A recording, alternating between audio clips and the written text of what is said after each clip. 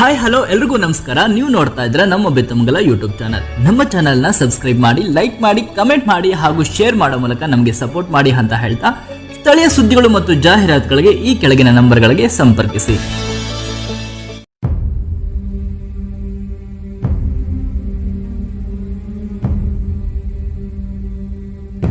ವರದಕ್ಷಿಣೆ ಕಿರುಕುಳ ಹಿನ್ನೆಲೆ ಡೆತ್ ನೋಟ್ ಬರೆದಿಟ್ಟು ಗೃಹಿಣಿ ಆತ್ಮಹತ್ಯೆ, ಪೋಷಕರ ಪ್ರತಿಭಟನೆ.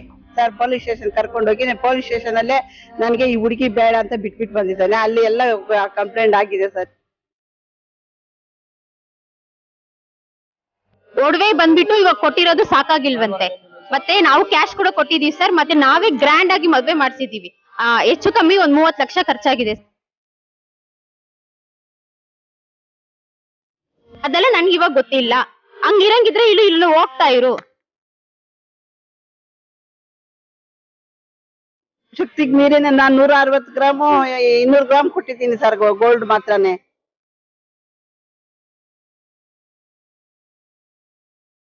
ಟೋಟಲಿ ಫ್ಯಾಮಿಲಿ ಸೇರಿ ಅವರ ಕುಟುಂಬಸ್ಥರು, ಪಿಡಿಒ ಅವ್ರ ಹೆಂಡತಿ, ಅವ್ರ ಮಕ್ಕಳು ಎಲ್ಲಾ ಸೇರಿ ಆ ಹುಡುಗಿಗೆ ತುಂಬಾ ಟಾರ್ಚರ್ ಕೊಟ್ಟು ಇವತ್ತು ವಿದ್ಯಾವಂತ ಆಗಿರೋ ಒಂದು ಹುಡುಗಿ ಆತ್ಮಹತ್ಯೆ ಮಾಡ್ಕೊಂಡಿದ್ದಲ್ಲ ಅಂತಂದ್ರೆ ಆ ಹುಡುಗಿಗೆ ಯಾವ ತರ ಟಾರ್ಚರ್ ಕೊಟ್ಟಿರ್ತಾರೆ.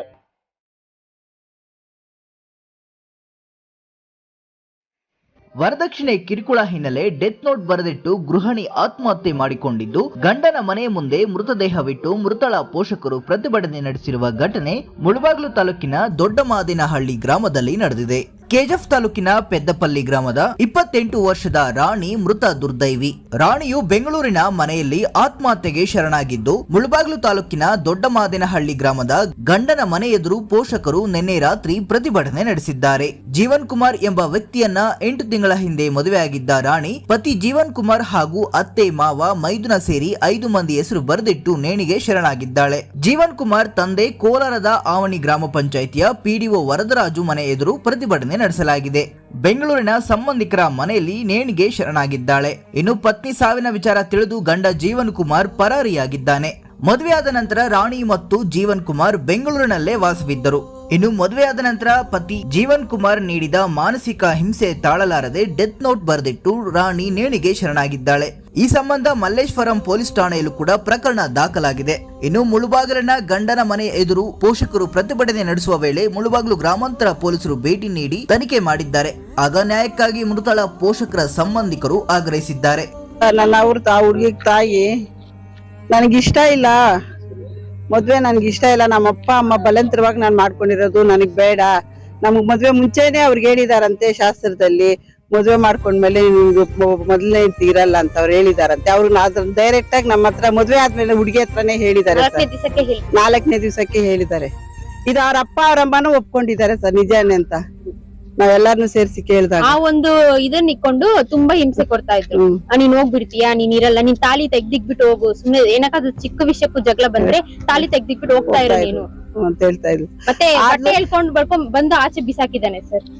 7 ತಿಂಗಳಿಂದ ಸಾಧಿಸಿದಾಳೆ ಸರ್. ಅದ್ ಹಂಗೆ ಮೊನ್ನೆ ಹೋಗಿ ಮನೆಗೆ ಭಾನುವಾರ ಬೆಳಗ್ಗೆ ಹೋಗಿದ್ದಾಳೆ ಸರ್. ಮನೆಗೆ ಭಾನುವಾರ ಬೆಳಗ್ಗೆ ಹೋದ್ರೆ ಮನೆಗೆ ಹೋಗಿ ನೇರವಾಗಿ ಪೊಲೀಸ್ ಸ್ಟೇಷನ್ಗೆ ಕರ್ಕೊಂಡು ಹೋಗಿದ್ದಾನೆ ಸರ್. ಪೊಲೀಸ್ ಸ್ಟೇಷನ್ ಕರ್ಕೊಂಡೋಗಿ ಪೊಲೀಸ್ ಸ್ಟೇಷನ್ ಅಲ್ಲೇ ನನಗೆ ಈ ಹುಡುಗಿ ಬೇಡ ಅಂತ ಬಿಟ್ಬಿಟ್ಟು ಬಂದಿದ್ದಾನೆ. ಅಲ್ಲಿ ಎಲ್ಲ ಕಂಪ್ಲೇಂಟ್ ಆಗಿದೆ ಸರ್. ಯಾವ ಏರಿಯಾ ಜಯನಗರಲ್ಲಿ ಆಗಿದೆ ಸರ್, ಎಲ್ಲ ಆಗಿದೆ ಸರ್. ಒಡವೆ ಬಂದ್ಬಿಟ್ಟು ಇವಾಗ ಕೊಟ್ಟಿರೋದು ಸಾಕಾಗಿಲ್ವಂತೆ. ಮತ್ತೆ ನಾವು ಕ್ಯಾಶ್ ಕೂಡ ಕೊಟ್ಟಿದೀವಿ ಸರ್. ಮತ್ತೆ ನಾವೇ ಗ್ರ್ಯಾಂಡ್ ಆಗಿ ಮದ್ವೆ ಮಾಡ್ಸಿದೀವಿ. ಹೆಚ್ಚು ಕಮ್ಮಿ 30 ಲಕ್ಷ ಖರ್ಚಾಗಿದೆ ಸರ್, ಒಡವೆಗೆ ಮದ್ವೆಗೆ ಮಾತ್ರ. ಇವಾಗ ಅವ್ರು ಹೇಳ್ತಾ ಇದಾರೆ, ನಾವು ನಮ್ಮ ಫ್ಯಾಮಿಲಿ ಪಿಡಿಒ ಫ್ಯಾಮಿಲಿ, ನೀವು ಬಂದ್ಬಿಟ್ಟು ಆ ಸ್ಟೇಟಸ್ಗೆ ಕಮ್ಮಿ ಇದೀರಾ, ನಮ್ ಸ್ಟೇಟಸ್ ಬರ್ಬೇಕಂದ್ರೆ ನೀವ್ ಇನ್ನ ಜಾಸ್ತಿ ಕೊಡ್ಬೇಕು, ಹೋಗು ನಿಮ್ಮಮ್ಮ ಹತ್ರ ಫೋರ್ಸ್ ಮಾಡಿ ಈಸ್ಕೊಂಬ ಕಾಸು. ಈ ಒಡವೆಗಳು ಚೆನ್ನಾಗಿಲ್ಲ, ಇದು ಹಾಕ್ಬಿಟ್ಟು ಬೇರೆ ಈಸ್ಕೊಡು, ಮತ್ತೆ ಲೀಸ್ ಕೊಡು. ಮತ್ತೆ ಜಯನಗರಲ್ಲಿ ದೊಡ್ಡ ಮನೆ ಲೀಸ್ ಹಾಕೊಡ್ಬೇಕು ನಿಮ್ಮಮ್ಮ ನಿಮ್ಮಪ್ಪ ಅವರು. ಇಲ್ಲ ರೀ, ನಮ್ಮಪ್ಪ ನಮ್ಮಮ್ಮಗ ಆಗಲ್ಲ, ನಮ್ಮಪ್ಪ ಹಾರ್ಟ್ ಪೇಷಂಟ್, ನಮ್ಮಮ್ಮ ಅಡಿಗೆ ಸ್ಕೂಲಲ್ಲಿ ಅಡಿಗೆ ಮಾಡ್ತಾರೆ, ನಿಮ್ಗೆಲ್ಲ ಗೊತ್ತಿಟ್ಕೊಂಡ್ರೆ ಮದ್ವೆ ಮಾಡ್ಕೊಂಡಿರೋದು ಅಂತ. ಅದೆಲ್ಲ ನನ್ಗೆ ಇವಾಗ ಗೊತ್ತಿಲ್ಲ. ಹಂಗಿರಂಗಿದ್ರೆ ಇಲ್ಲಿ ಹೋಗ್ತಾ ಇರು ಸರ್. ನಾನು ಮದ್ವೆಗೆ ಮುಂಚೆ ಬರೋವಾಗ್ನೇ ಹೇಳಿದ್ದೀನಿ, ನಾನು ಸ್ಕೂಲಲ್ಲಿ ಅಡಿಗೆ ಮಾಡೋ ಕೆಲಸ ಮಾಡೋದು, ನಾ ಸಾಹುಕಾರಲ್ಲ. ನಮ್ಗೆ ಮನೆ ಮಾತ್ರನೇ ಇರೋದು, 3 ಜನ ಹೆಣ್ಮಕ್ಳು ಇರೋದು. ನೀವು ಪಿಡಿಒ ಅಂತ ಹೇಳ್ತಾ ಇದ್ದೀರಾ. ನಮ್ಮ ಹತ್ರ ಜಾಸ್ತಿ ನಾವು ಶಕ್ತಿಗೆ ಮೀರಿನ ನಾನು 160 ಗ್ರಾಮು 200 ಗ್ರಾಮ್ ಕೊಟ್ಟಿದ್ದೀನಿ ಸರ್, ಗೋಲ್ಡ್ ಮಾತ್ರನೇ. ಮದುವೆ ಮಾಡಿದ್ದೀನಿ ಸರ್. ಮೊದ್ಲೇ ಹೇಳ್ಬಿಟ್ಟೆ ಎಲ್ಲ ಕೊಟ್ಟಿದ್ದು ಸರ್ ನಾನು. ಅವ್ರ ಮನೆಗ್ ಬಂದಾಗ್ನೇ ಹೇಳಿದೀನಿ ಈ ತರ ಎಲ್ಲ ಇದೆ. ಆ ಹುಡುಗಿ MBA ಕಂಪ್ಲೀಟ್ ಮಾಡಿದಲ್ಲ ಸರ್, ನಮ್ ತಂಗಿ MBA ಕಂಪ್ಲೀಟ್ ಮಾಡಿ ಕೆಲ್ಸಕ್ಕೂ ಹೋಗ್ತಾ ಇದ್ದಾಳೆ, ಇವಾಗೂ ಹೋಗ್ತಾ ಇದ್ದಾಳೆ.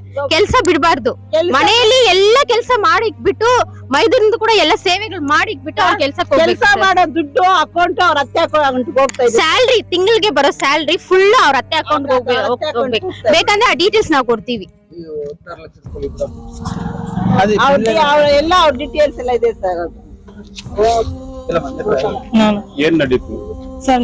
ನಮ್ ತಂಗಿ ಹೆಸರು ರಾಣಿ, 27 ವರ್ಷ ಅಷ್ಟೇ. 8 months ಆಯ್ತು ಮದ್ವೆ ಆಗಿ. ಜೀವನ್ ಕುಮಾರ್ ಅನ್ನೋ ಹುಡುಗಂಗೆ ಮದ್ವೆ ಮಾಡ್ಕೊಟ್ವಿ. ಅವ್ನ್ ನಮ್ 15 days ಅಲ್ಲಿ ಏನೇನೋ ಅವ್ರ ಜಗಳ ಆಗಿದೆ ಸರ್. ಮನೇಲಿ ಕರ್ಕೊಂಡ್ ಬಿಟ್ಬಿಟ್ಟು ಹೋಗ್ಬಿಟ್ಟ. ಮತ್ತೆ ಅವ್ರು 15 days ಬಿಟ್ಕೊಂಡ್ ಅವ್ರ ಮನೆಗ್ ಹೋದ್ರೆ ಪೊಲೀಸ್ ಸ್ಟೇಷನ್ ಅದು ಇದಂತ ಹೋಗ್ಬಿಟ್ಟು ಇವತ್ತು ನಿನ್ನೆ ನಾವ್ ಯಾರು ಮನೆ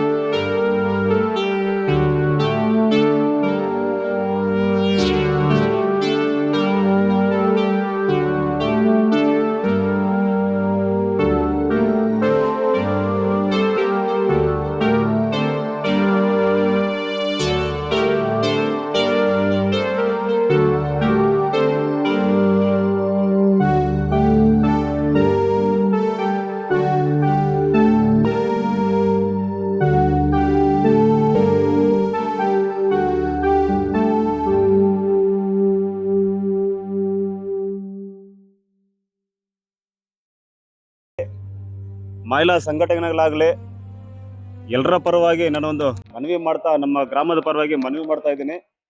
ನಮ್ಮ ಪೆದ್ದಪಲ್ಲಿ ಗ್ರಾಮದ ಚಲಪತಿ ಅವರ ಮಗಳಾದಂಥ ರಾಣಿ ಅನ್ನೋ ಹೆಣ್ಮಗು ನಮ್ಮ ಕಣ್ಣೆದುರುಗಡೆ ಬೆಳೆದು ಒಳ್ಳೆ ವಿದ್ಯಾಭ್ಯಾಸ ಪಡೆದು ಒಂದು ಪ್ರೈವೇಟ್ ಕಂಪ್ನಿಯಲ್ಲಿ ಕೆಲಸನೂ ಮಾಡ್ತಾ ಇದ್ದು, ಆ ಹುಡುಗಿಗೆ ಒಂದು ಮದುವೆ ಮಾಡಬೇಕಂತ ಹೇಳ್ಬಿಟ್ಟು ಜೀವನ್ ಕುಮಾರ್ ಅವ್ರ ತಂದೆ ಹೆಸರು ವರದರಾಜು ಅನ್ನೋರಿಗೆ ಮದುವೆ ಮಾಡಿ ಕೊಟ್ಟಿರ್ತಾರೆ. ಆ ವರದರಾಜ್ ಅನ್ನೋರು ನಮ್ಮ ಮುಲ್ಬಾಗಲ್ ತಾಲೂಕಿನ ಆವನಿ ಪಂಚಾಯಿತಿಯಲ್ಲಿ PDO ಆಗಿ ಕಾರ್ಯನಿರ್ವಹಿಸ್ತಾ ಇರ್ತಾರೆ. ಅವರಿಗೆ ಜೀವನ್ ಕುಮಾರ್ಗೆ ಇನ್ನೂ ಇಬ್ಬರು ತಮ್ಮಂದಿರಿದ್ದು ಇವರು ಮದುವೆ ಮಾಡ್ಕೊಂಡು ಹೋದು ಈಗ 8ನೇ ತಿಂಗಳು ನಡೀತಾ ಇದೆ. ಈಗ ನಮ್ಮ ರಾಣಿ ಅನ್ನೋ ಹುಡುಗಿ ಸೂಸೈಡ್ ಆಗಿ ಎಕ್ಸ್ಪೈರ್ಡ್ ಆಗಿದೆ. ನಾವೀಗ ಖಂಡಿಸ್ತಾ ಇರೋದು ಏನಂತಂದ್ರೆ, ಟೋಟಲಿ ಫ್ಯಾಮಿಲಿ ಸೇರಿ ಅವರ ಕುಟುಂಬಸ್ಥರು, PDO ಅವ್ರ ಹೆಂಡತಿ, ಅವ್ರ ಮಕ್ಕಳು ಎಲ್ಲ ಸೇರಿ ಆ ಹುಡುಗಿಗೆ ತುಂಬಾ ಟಾರ್ಚರ್ ಕೊಟ್ಟು ಇವತ್ತು ವಿದ್ಯಾವಂತ ಆಗಿರೋ ಒಂದು ಹುಡುಗಿ ಆತ್ಮಹತ್ಯೆ ಮಾಡ್ಕೊಂಡಿದ್ದಲ್ಲ ಅಂತಂದ್ರೆ ಆ ಹುಡುಗಿಗೆ ಯಾವ ತರ ಟಾರ್ಚರ್ ಕೊಟ್ಟಿರ್ತಾರೆ. ಆ ಹುಡುಗಿ ಒಂದು 5 ನಿಮಿಷ ಧೈರ್ಯ ತಗೊಂಡು ನಾನು ಇದನ್ನ ಫೇಸ್ ಮಾಡ್ತೀನಿ ಅಂತ ಬಂದಿದ್ರೆ, ಬಟ್ ಬರೋ ಮಟ್ಟ ಕೂಡ ಬಿಡದೆ ಆ ಹುಡುಗಿ ಆತ್ಮಹತ್ಯೆ ಮಾಡ್ಕೊಂಡಿದೆ ಅಂತಂದ್ರೆ ಇದನ್ನ ನಾವು ಖಂಡಿಸ್ತಾ ಇದ್ವಿ. ಗ್ರಾಮಸ್ಥರ ಪರವಾಗಿ ಎಲ್ಲ ನಾವು ಖಂಡಿಸ್ತಾ ಇದ್ವಿ. ಇವ್ರ ಮೇಲೆ ಸೂಕ್ತ ಕಾನೂನು ಕ್ರಮ ತೆಗೆದು ಅದಕ್ಕೆ ನ್ಯಾಯರೀತಿ ಬದ್ಧವಾಗಿ ಹುಡುಗಿ ಅವರ ಕಡೆಗೆ ಏನಿದೆಯೋ ಅವರು ಮದುವೆ ಮಾಡಿ ಕೊಟ್ಟಿರ್ತಕ್ಕಂಥ ಹಣ ಆಗ್ಲಿ, ಕೊಟ್ಟಿರ್ತಕ್ಕಂಥ ಒಡವೆ ಆಗ್ಲಿ ಅದು ಸಾಲದು ಅಂತ ಹೇಳ್ಬಿಟ್ಟು ಕೊಟ್ಟಿರ್ತಕ್ಕಂಥ ದೌರ್ಜನ್ಯ ಟಾರ್ಚರ್ಗೆ ಇದಕ್ಕೆ ಕಾನೂನುಬದ್ಧ ಕ್ರಮ ತಗೋಬೇಕಂತ ಹೇಳ್ಬಿಟ್ಟು ನಾವು ನಮ್ಮ ಗ್ರಾಮಸ್ಥರ ಪರವಾಗಿ ತಮ್ಮಲ್ಲಿ ಮಾಧ್ಯಮದವರಾಗ್ಲಿ ಮಹಿಳಾ ಸಂಘಟನೆಯವರಾಗ್ಲಿ ಇವ್ರ ಕಡೆ ಮುಂದೆ ನಾನು ಮನವಿ ಮಾಡ್ಕೊತಾ ಇದ್ದೀನಿ.